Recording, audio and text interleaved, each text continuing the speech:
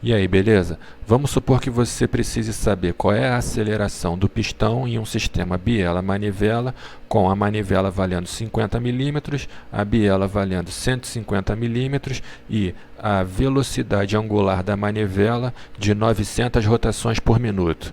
Eu quero saber a aceleração desse pistão no instante em que o ângulo θ vale 60 graus. A conversão da velocidade angular de 900 rotações por minuto dá uma velocidade angular de 94,2 radianos por segundo. E o sinal é negativo porque a manivela está girando no sentido horário. Pela lei dos senos, a gente identifica que o ângulo lá de cima é 16,8 e fazendo a subtração, esse ângulo é 103,2. Então, R de B em relação a A é o vetor que vai de A até B, e R de D em relação a B é o vetor que vai de B até D. Então, o vetor que vai de A até B com 30 graus, ele tem 50 milímetros. Decompondo esse vetor, ele vai ser 43,3i mais 25j. Então, decompondo o vetor que vai de B até D, ele tem 150 milímetros, com um ângulo de 73,2 graus, e ele vai resultar aqui em menos 43,3 mais 143,6. Esse valor negativo é porque ele está aqui para a esquerda, então aqui o cosseno vai ser negativo. A velocidade angular do segmento AB vezes o raio de AB vai me dar uma velocidade tangencial do ponto B de 4.710 milímetros por segundo, ou 4,71 metros por segundo. Então, esse vetor velocidade, decomposto em relação ao ângulo de 60, vai ser esse vetor com sinal negativo, porque aqui ele está apontando para baixo em y. A velocidade do ponto D vai ser a velocidade do ponto B mais a velocidade do ponto B em relação ao ponto D.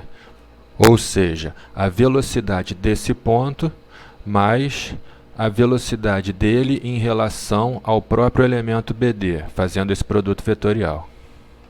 Então aqui a gente tem o vetor que define a velocidade de VB, e aqui a gente tem o produto vetorial da velocidade angular, que é um vetor que está saindo do papel no eixo Z, então ele está no unitário K, e aqui a gente tem o vetor da barra BD.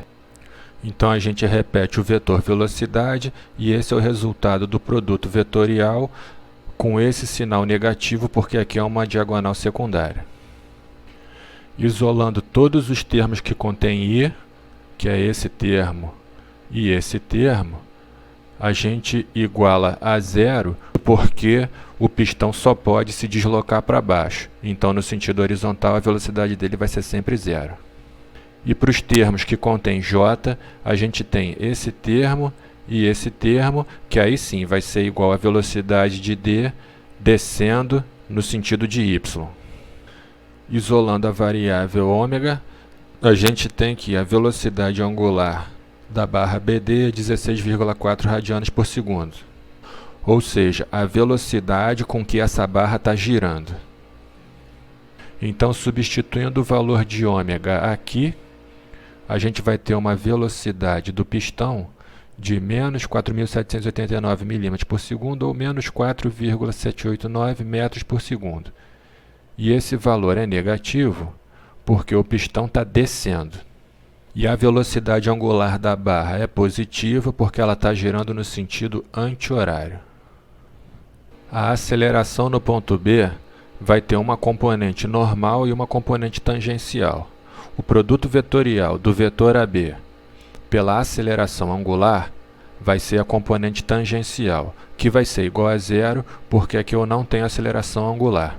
E a componente normal vai ser o produto escalar da velocidade angular pelo vetor, sendo que essa velocidade está ao quadrado e o sinal é negativo, porque a aceleração normal sempre aponta para o centro do vetor.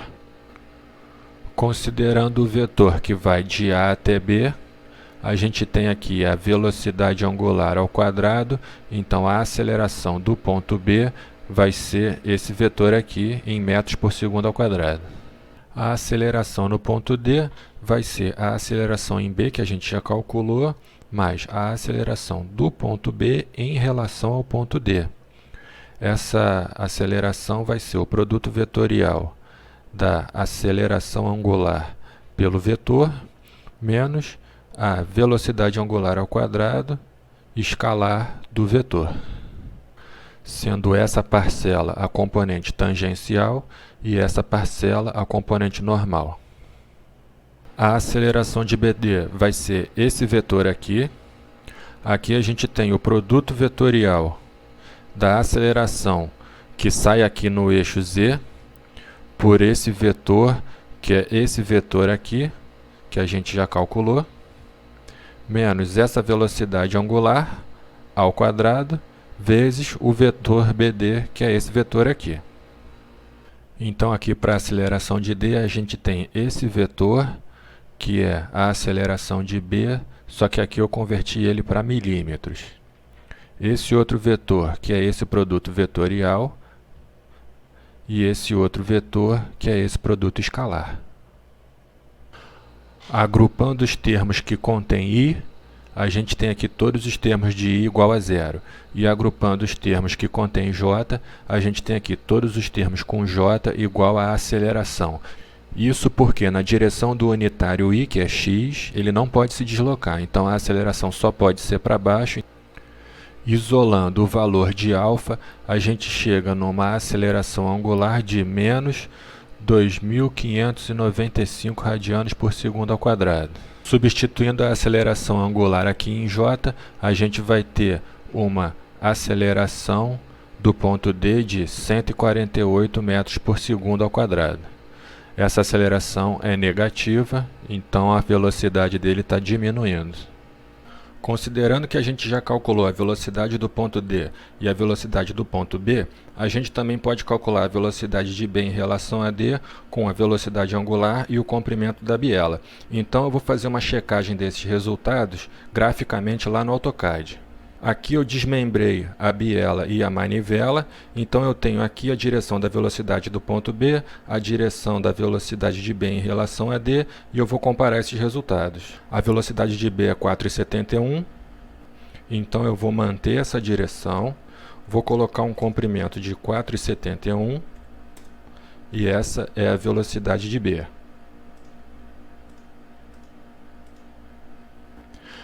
A velocidade de B em relação a D é 2,46. Então eu vou manter essa direção e vou colocar um tamanho de 2,46.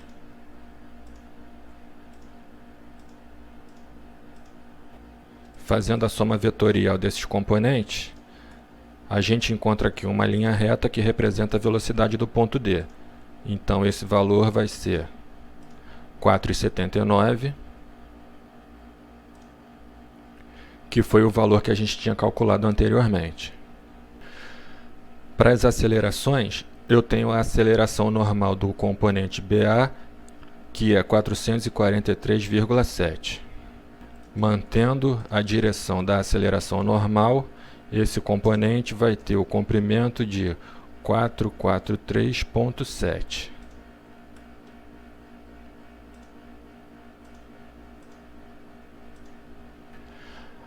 A aceleração normal de BD é 40,3.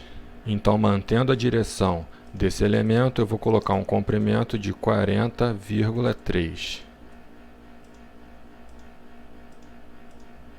E a aceleração tangencial de BD é 389. Então, mantendo a direção da componente tangencial, eu vou botar o comprimento desse elemento com 389.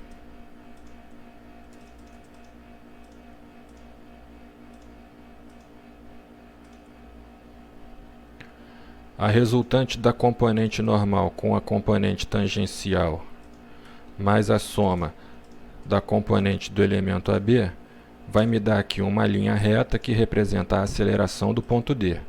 Então, pegando essa cota, a gente tem uma medida de 148,1, que foi a aceleração que a gente calculou. É isso aí, valeu!